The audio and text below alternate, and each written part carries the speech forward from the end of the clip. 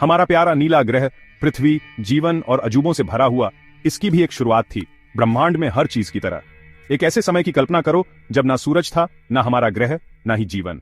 एक विशाल धूल और गैस के बादल की तस्वीर बनाओ जो पुराने तारों के अवशेष हैं, ब्रह्मांड में घूम रहे हैं। ये बादल एक निहारिका अपने अंदर हमारे सौर मंडल के बीज रखे हुए था। ये कण गुरुत्वाकर्षण के निरंतर खिंचाव के तहत एक साथ जमा होने लगे। जैसे जैसे ये झुंड बड़े होते गए, वैसे वैसे उनका गुरुत्वाकर्षण बल भी बढ़ता गया और आसपास की निहारिका से अधिक सामग्री खींचता गया। ये प्रक्रिया एक धीमा ब्रह्मांडीय नृत्य लाखों वर्षों तक चला। बादल अब एक आकारहीन विस्तार नहीं रहा, घूमने लगा, कोणीय संवेग के संरक्षण का परिणाम। जैसे जैसे ये तेजी से घूमता गया, इसके केंद्र में पदार्थ गर्म होने लगा, जिससे बहुत अधिक दबाव के कारण परमाणु आपस में जुड़ने लगे। इस घटना ने एक ब्रह्मांडीय चिंगारी हमारे सूर्य के हृदय को प्रज्वलित किया। सूर्य के जन्म ने हमारे सौर मंडल के निर्माण में एक महत्वपूर्ण मोड़ दिया। इसका शक्तिशाली गुरुत्वाकर्षण वो लंगर बन गया जिसके चारों ओर बाकी सब कुछ बनेगा और विकसित होगा। हमारे सूर्य का जन्म एक नाटकीय घटना थी। इसके केंद्र में तीव्र गर्मी और दबाव ने परमाणु संलयन को प्रज्वलित किया। एक ऐसी प्रक्रिया जहां हाइड्रोजन परमाणु मिलकर हीलियम बनाते हैं, जिससे बहुत अधिक ऊर्जा निकलती है।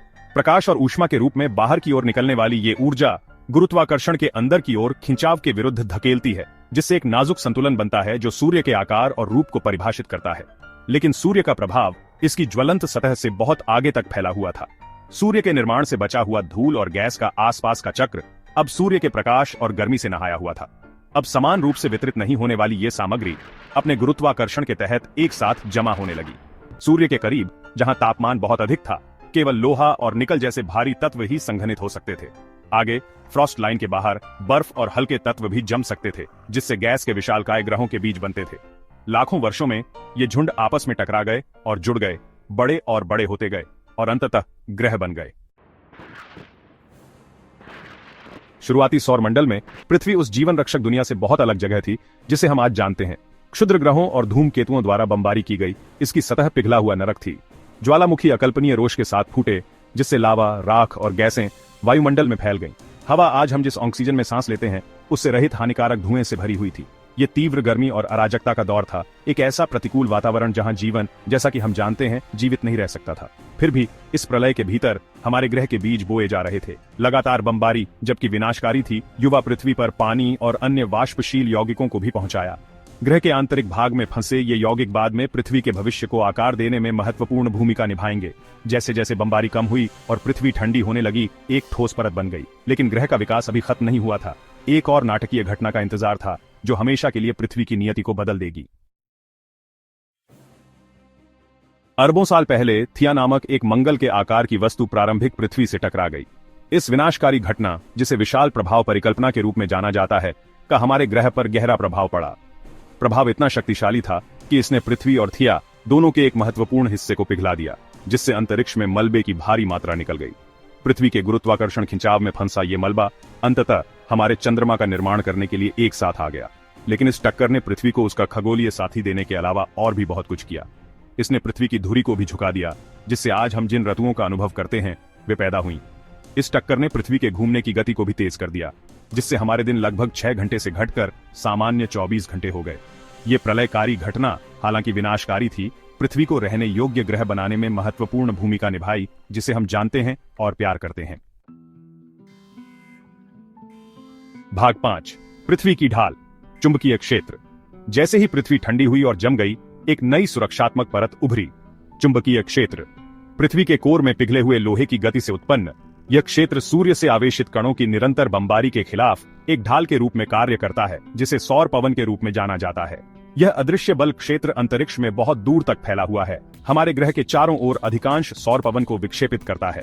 चुंबकीय क्षेत्र के बिना सौर पवन पृथ्वी के वायुमंडल को छीन लेगी, जिससे हमारा ग्रह मंगल की तरह बंजर भूमि बन जाएगा। चुंबकीय क्षेत्र पृथ्वी पर जीवन को हानिकारक विकिरण से भी बचाता है, नग्न आंखों के लिए अदृश्य। यह ढाल हमारे ग्रह के जटिल कामकाज और पृथ्वी की रहने की क्षमता में एक महत्वपूर्ण कारक का प्रमाण है। भाग 6, ब्रह्मांडीय वितरण, दूर से पानी। पृथ्वी के पानी की उत्पत्ति स्वयं जीवन का स्रोत बहुत वैज्ञानिक बहस का विषय रहा है। जबकि शुरुआती सौर मंडल में कुछ पानी मौजूद हो सकता है, पृथ्वी के बनने की तीव्र गर्मी ने इसे उबाल दिया होगा। तो हमारा ग्रह विशाल महासागरों से कैसे आच्छादित हो गया? सबूत बताते हैं कि पृथ्वी के बनने के बाद पानी पहुंचाया गया था। जिसे बाहरी सौर मंडल के खगोलीय दूतों धूमकेतु और क्षुद्र ग्रहों द्वारा ले जाया गया था। धूमकेतु, जिन्हें अक्सर गंदे स्नोबॉल कहा जाता है, प्रारंभिक सौर मंडल के बर्फीले अवशेष हैं। क्षुद्र ग्रह चट्टानी पिंड में पानी की बर्फ की महत्वपूर्ण मात्रा भी हो सकती है। गुरुत्वाकर्षण परस्पर क्रिया द्वारा आंतरिक सौर मंडल की ओर फेंकी गई ये वस्तुएं प्रारंभिक पृथ्वी पर बमबारी करती थीं, जिससे पानी का उनका कीमती माल पहुंचता था। यह सिद्धांत पृथ्वी के पानी में आइसोटोप के विश्लेषण द्वारा समर्थित है, जो धूमकेतु और कुछ प्रकार के क्षुद्र ग्रहों में पाए जाने वाले आइसोटोप से निकटता से मेल खाते हैं। नासा का डीप इम्पैक्ट मिशन, जिसने जानबूझकर धूमकेतु टेम्पल 1 में एक जांच को क्रैश किया, ने धूमकेतु की संरचना में बहुमूल्य अंतर्दृष्टि प्रदान की। मिशन ने पानी की बर्फ और अन्य कार्बनिक अणुओं की उपस्थिति की पुष्टि की और पानी के वाहक के रूप में धूमकेतु के सिद्धांत का समर्थन किया। इसके अतिरिक्त पृथ्वी पर सबसे पुरानी सामग्रियों में से कुछ जिक्रोन क्रिस्टल के विश्लेषण से पता चलता है कि पृथ्वी पर 4.4 अरब साल पहले तरल पानी मौजूद था, जो प्रारंभिक जल वितरण प्रणाली के विचार को और बल देता है। भाग 7, पानी का महत्व, जीवन का अमृत। पानी हमारे ग्रह की जीवनदायिनी केवल एक साधारण अणु से कहीं अधिक है। इसके अनोखे गुण इसे सभी ज्ञात जीवन रूपों के लिए आवश्यक बनाते हैं। पानी एक विलायक के रूप में कार्य करता है, जीवों के भीतर पोषक तत्वों को घोलता और परिवहन करता है और महत्वपूर्ण रासायनिक प्रतिक्रियाओं को सुविधाजनक बनाता है। इसकी उच्च ताप क्षमता तापमान को नियंत्रित करने में मदद करती है, जिससे अत्यधिक उतार चढ़ाव को रोका जा सकता है, जो जीवन के लिए हानिकारक हो सकता है। सबसे छोटे सूक्ष्म जीवों से लेकर सबसे बड़ी भेल तक पृथ्वी पर सभी जीवन पानी पर निर्भर करते हैं। इसकी उपस्थिति ने जीवन के विकास को आकार दिया।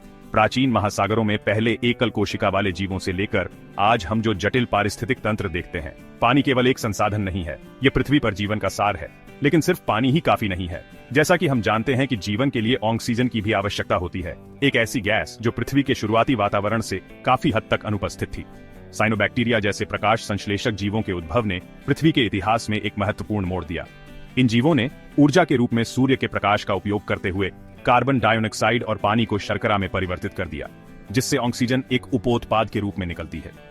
प्रकाश संश्लेषण के रूप में जानी जाने वाली इस प्रक्रिया ने धीरे धीरे पृथ्वी के वायुमंडल को बदल दिया, जिससे ऑक्सीजन में सांस लेने वाले जीवों के विकास का मार्ग प्रशस्त हुआ।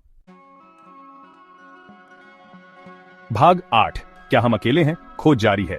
पृथ्वी की कहानी उसके ज्वलंत जन्म से लेकर जीवन के उद्भव तक ब्रह्मांड के जटिल कामकाज का प्रमाण है। यह संयोग से हुई मुठभेड़ों, प्रलयकारी घटनाओं और जीवन के उल्लेखनीय लचीलेपन की कहानी है। लेकिन शायद पृथ्वी की कहानी से उठाया गया सबसे गहरा सवाल यह है, क्या हम अकेले हैं? जैसा कि हम जानते हैं कि जीवन के लिए आवश्यक तत्व पानी, कार्बनिक अणु और ऊर्जा का स्रोत पृथ्वी के लिए अद्वितीय नहीं है। वे पूरे ब्रह्मांड में अन्य ग्रहों, चंद्रमाओं और यहाँ तक कि अंतरातारकीय अंतरिक्ष के विशाल बादलों में भी मौजूद हैं। अलौकिक जीवन की संभावना, जो कभी विज्ञान कथा के दायरे तक ही सीमित थी, अब एक गंभीर वैज्ञानिक जांच है। जैसे जैसे हम अपने सौर मंडल और उससे आगे की खोज जारी रखते हैं, हम पृथ्वी से परे जीवन के प्रमाण खोजने की आशा से प्रेरित होते हैं। किसी अन्य दुनिया में सबसे सरल जीवन रूप की भी खोज ब्रह्मांड और उसके भीतर हमारे स्थान के बारे में हमारी समझ में क्रांति ला देगी। इसलिए खोज जारी है। जिज्ञासा, वैज्ञानिक कठोरता और जानने की स्थायी मानवीय इच्छा से प्रेरित, क्या हम अकेले हैं?